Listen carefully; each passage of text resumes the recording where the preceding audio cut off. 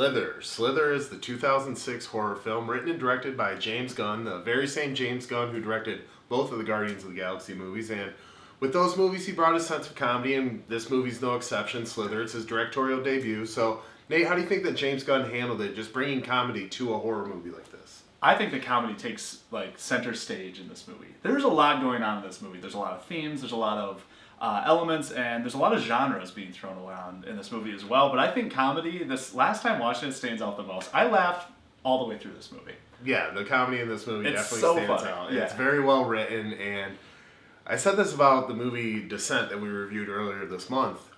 The way to take these old horror, and in this case kind of sci-fi story elements, make them feel fresh is change the city. Usually it happens in these big cities where if these aliens take over, they're going to take over millions of people. Right. But this is just a small town, and I think, Tennessee was it? Yeah. Yeah, and it's These are people of the land. Right, yeah, the salt of the earth. Yeah. And, so it's just, common folk dealing with this, and they all got he brings the unique comedy to it. Yeah. But I think that he does a good job of blending sci-fi, horror, even body horror. You said David Cronenberg was a big influence for this movie, and it shows. And I think that not only does the comedy carry this, I kind of consider this a comedy above everything else. I totally agree with you on that. It is, at its core, it is horror. It is gross at times. There's a lot of gore.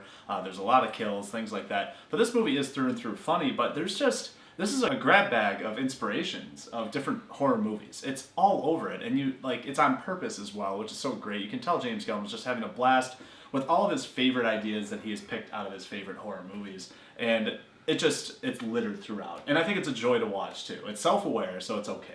Yeah, exactly. And it just like the Guardians movies, every character carries the comedy with it. Mm-hmm. You care about them. There's equal footing, and yes, he builds the characters, you care about them. This stars Nathan Fillion. You might recognize him from Firefly, Serenity, Castle. Yep. He is just one of my favorite actors who doesn't get these big roles. That I just wish he would get more leading man roles. I absolutely love him. He is a lovable oaf. He's bumbling. He's funny. He's charming.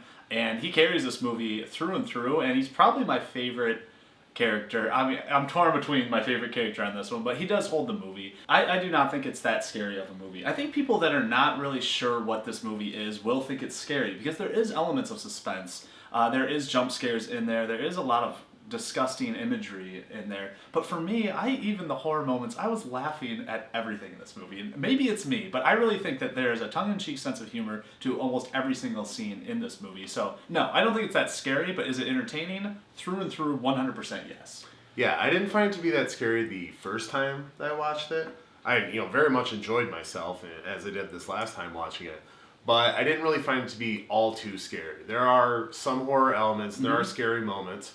But watching it this time around, I was right there with you. Just I knew what was coming. The evolution of the villain in this movie is one of the most genius things about it, in my opinion. It's because they're constantly battling something that's changing. They never can really adapt to the situation, because it's a human being at points. Then it's a monster movie. Then it's a creepy crawler slug movie. And then it's a zombie movie. It's always evolving, and that's why this movie is so entirely fresh and original to me, even though, like you said, it's old tropes with an original twist. Right. This movie's Body Snatchers meets The Thing with an Evil Dead twist and humor. Exactly. So it takes all these old elements, but you're right. It keeps it fresh by switching things up. It's, like you said, takes each act from a different kind of movie and blends it all together, and he does it very well. But I think that kids that watch it probably would think it's really gross. Yeah, and that's one of the things that I gotta say is kind of a knock against this movie. It wasn't as bad this time around because I knew what to expect. But the first time I watched it, I was like, all right, this movie's just pushing a little too far with some of the body horror, the gore, and some of the gross elements. If I had to complain about this movie, that would probably be it. You think so? It just pushed the envelope a little too far. Yeah. Just a little too far. And it pegged it. I remember watching the advertisements when it first came out. It pegged it as being you first saw The Exorcist and people left the theaters. And it goes through all these controversial horror movies that have come out. And it's and now there's Slither. And so I think they were trying to push the envelope. And for some viewers, they might have. There is some pretty shocking, disgusting things in this movie where you're just I can see where you're coming. Where you're just oh, come on. Do they have to? Yeah. And that's it. It's not that I was just grossed out. Come on. That's just too far, guys.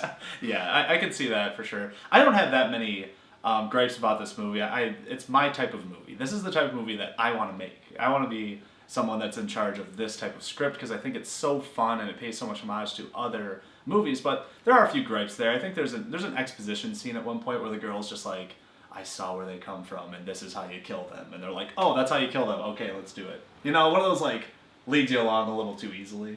Yeah, but the scene that comes before that where she learns what it is, I like that kind of. It was like a mind meld because that always made me wonder, like whenever it was one of these like parasitic alien type movies where they take over the person has all the memories. Yeah. You know, it kind of shows that like their brains like bond together so they both share their memories and that's how the aliens are able to imitate them. So I thought that was kind of cool. I think it's cool. But it was a little too exposition-y. Yeah. I mean, I do like also that there's some heart behind this movie. Underneath all the gross out gore and disgusting imagery, there is a heart that lays beneath this movie, and it's really the relationship between Grant and what's her name? Starlight. Yeah, like between these two, because I like that Grant's consciousness, his love for her, is spread throughout the entire town of the people that are infected. So no one really touches her. No one really wants to hurt her because they're all Grant. They're all Grant together. Right. So I do like that collective notion of it. There is some practical effects in here that's really cool stuff. I really like the model of what Grant turns into is pretty awesome. And even the looks of the slugs and everything, they have this like cute little squeaky noise that they make when they're going. They're almost like kind of adorable, but also incredibly deadly and horrible. So I like that as well. But the designs of the monsters across the board I thought were really well done. Yeah. Buffs. All right, so we gave our thoughts on Slither. Let's put a score to it for overall quality and the scary scale. What do you think? I very much enjoy this movie. It's funny. It's an entertaining movie, and just once again, the halo effect takes place, and where all these little flaws that, yeah, you could pick apart this movie for every little flaw, but you're enjoying yourself. You love these characters. You ignore it. So I'm going to give this an 8.5 out of 10. I really like Slither. It shows the raw talent of James Gunn. He's going to be a director that people are going to know in 10 years from now after he's done with Disney and doing Guardians movies once he gets keys to whatever he wants. Yeah. But once again, this movie isn't very scary. No. It wasn't very scary the first time around, and the scares were funny once you see it again, because this is a movie you love watching over and over again. So I'm going to give it a 1.5 on the scary scale. Not very scary, but very entertaining. Yeah, I love this movie, Slither. It's a classic for me. And it's hilarious. And it's hilarious in even subtle ways. There's some blatant hilarity to it, but there's also these characters are just so funny with everything that they do, especially the mayor. I have to just give a little props to the mayor. Oh, yeah, the mayor. He's just too funny. But all in all, it's a movie that I can revisit. I think it has a lot of rewatchability, especially for up-and-coming filmmakers. It's an inspiration as well. And I'm going to go a little bit higher on the quality scale. I'm going 9 out of 10. I just really, really love this movie, and I always highly recommend it. People sometimes are like, I don't think I want to see it because it's so gross. But it's not that gross. You can handle it. As for the scary scale, I'm right with you at a 1.5 out of 5. Not very scary. For me, not very scary. For others, it might. I'm not really sure. I've seen it a few times now that I'm sort of used to it. But for others, first time watching it, it could gross you out, and it could leave some images in your head that you don't really want. So it can be scary at times, but not very scary to me. No. It has scary moments, but it's not a scary movie. No. Buffs. So that's it for our review of Slither. What do you guys think of the movie? What do you think James Gunn's going to do moving forward? Leave a comment down below, and don't forget to like, share, and subscribe. We appreciate all the support at Cinema Buffs. That's right. Next week we're going to be bringing you our final review on the day of Halloween, and that is for Evil Dead 2, Dead by Dawn. I mean, we're going to be talking pretty in-depthly about this movie. It's easily one of my favorites, and there's a question that we are going to be discussing a little more in-depthly as well. So look out for that review, but don't you forget, there's no place like the theater.